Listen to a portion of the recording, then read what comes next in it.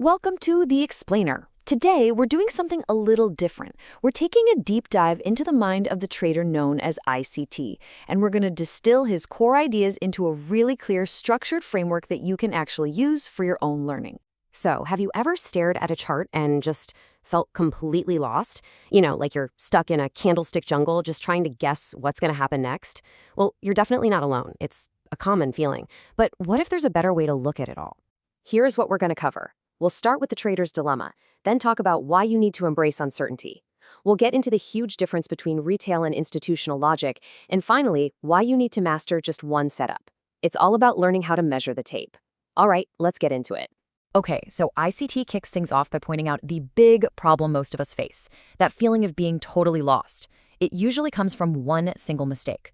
We're constantly trying to predict what the price is going to do, instead of just being patient and letting the market tell us its story. So the very first principle for getting some clarity is, believe it or not, a bit backward.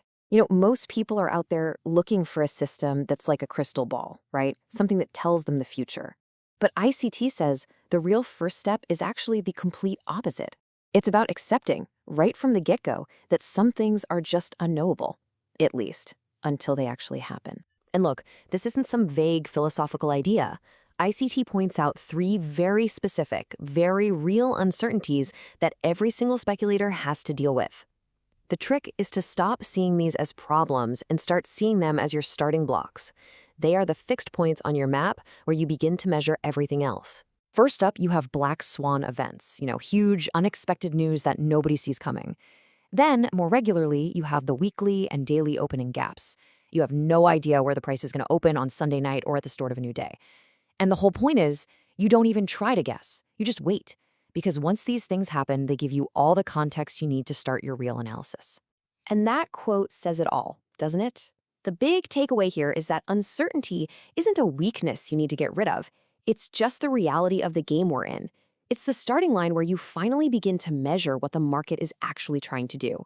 All right, so if we accept that uncertainty, how do we start measuring? Well, that brings us to principle number 2. And this one is a biggie.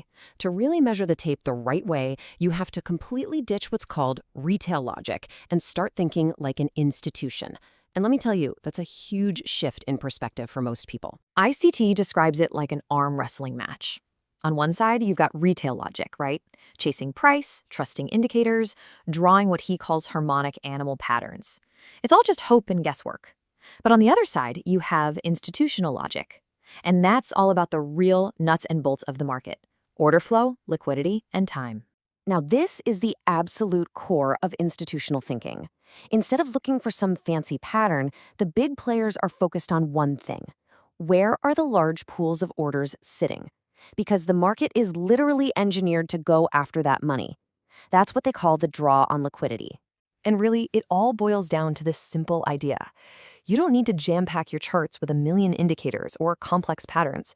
Everything you really need to know, the whole story of the market, it's already right there in the price action itself. This brings us to the final principle. And honestly, this might be the most important one. Because, understanding the theory is one thing, but actually applying it consistently, that's a whole other ballgame. This last step is all about your personal development as a trader. It's about focus and discipline. ICT uses this fantastic analogy. He says picking a trading model is kind of like picking your favorite outfit to wear to a party. You might have a bunch of great options in your closet, but you don't wear them all at once, do you? No way. You pick the one that makes you feel the most confident. See, the goal here isn't to be a walking encyclopedia of every single trading concept out there. It's about finding that one model, that one setup that just clicks for you, and then mastering it inside and out. This is what finally stops that frustrating cycle of concept hopping, jumping from one shiny new idea to the next without ever getting good at anything. It gives you that laser focus you need to actually grow. Okay, so let's tie this all together. Measuring the tape isn't some magic trick for predicting the future. It's a disciplined way of working, a framework for reading what the market is telling you right now based on solid, logical principles. So here they are, the 3 pillars of this whole framework. First, you start by embracing uncertainty instead of fighting it. From there, you learn to see the market through an institutional lens, focusing on liquidity, time, and price. And finally, you channel all that knowledge into mastering just one setup. This is how you go from being lost in the jungle to trading with real analytical clarity. So we've laid out the framework, but as ICT always says, the real work is up to you. You can't learn all of this overnight. So the real question I want to leave you with is this. What's going to be your one favorite outfit? What is the one thing you're going to start mastering today?